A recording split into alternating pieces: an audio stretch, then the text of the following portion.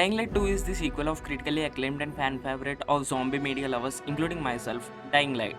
Dying Light 1 has the tagline of Good Night, Good Luck. This emphasizes more on how the night is horrifying rather than the day, which is meant for the exploration. Replacing it, Dying Light 2 has the subtitle of Stay Human.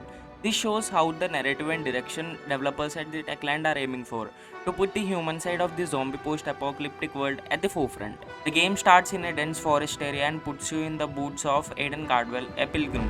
Pilgrims are kind of nomads who roam across the world without settling in a place in the world of Dying Light. Aiden is searching for his sister Mia for many years after getting separated in a hospital.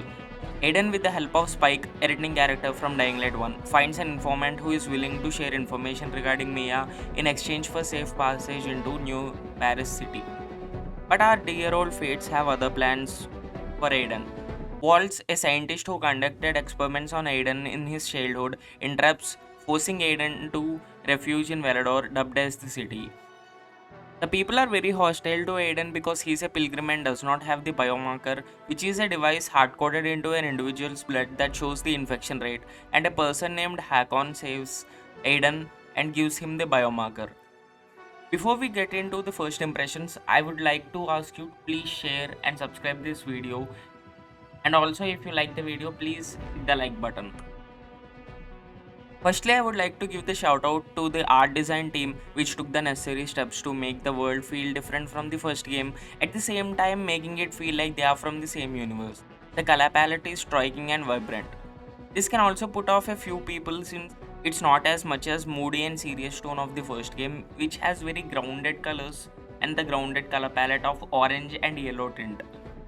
In my 2 hours of playthrough, I have experienced a few minor bugs where I hit some rocks and cliffs and my movement suddenly becomes rigid and it becomes hard to turn the camera. I suspect this has something to do with the colliders in the forest area since I did not face this said issue in the city yet. There was another issue where we have to follow Hakon in somewhat an intense chase sequence at the night time, but Hakon fell off the main path where we platform through various obstacles and all. Since there is a marker of the target, I ignored him and moved on. Apart from these minor issues, I did not face any major bugs or glitches yet. The major minus I have noticed in the game is the lack of photo mode. Don't get me wrong, the game's visuals are top notch and amazing, but the lack of photo mode does not complement it well. By this stage, I expect every game to have at least bare minimal of photo mode with the option to capture in-game. But the lack of photo mode altogether at the launch is completely disappointing and I had to pause the games and take the screenshots of the visual. But in intense chase sequence, it's a no. So I expect Techland to release it in soon patch. Music is another thing that struck me throughout the first hours of gameplay. It is refreshing in the mood and tone, which I would say is a plus for the game. On the contrary, I thought the voice acting could have been a little bit better on how the way acting was done. It was few inches away from being cheesy and over the top in an otherwise grounded looking narrative. Presentation of the game has seen much needed improvement from the first game to keep up with the current AAA games with cinematic treatments, and Techland does not disappoint us with that. The narrative beats are generic for sure, but hits the right chord to make us involved in the new world and setting they have created for us in this game. Settings provide a wide range of tweaks such as shadows, lighting, but the lack of options to adjust the texture quality, LOD distance, and meshes quality is a big bummer since I do not own a high-end GPU.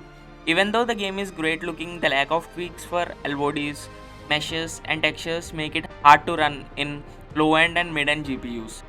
Saving the best for the last, visuals. It was no exaggeration to say that Dying Light 2 is one of the visually appealing games out in the market right now. Although it is no way photorealistic like Resident Evil 7 or 8 or even Red Dead Redemption 2, it makes up with the unique artistic choices and the way characters move and are animated. In my very few hours of playtime, I noticed even generic NPCs are moving well in the cutscenes and in-game compared to the generic planned movements of other open world games. Overall, it was a very good experience for the introduction. I will try and complete my first walkthrough and start making a review soon, but considering the immersion and main game length, it seems like I am going to take a healthy sum of amount to do it. Until then, your friendly neighbor Sidvi is signing off. Goodbye, take care.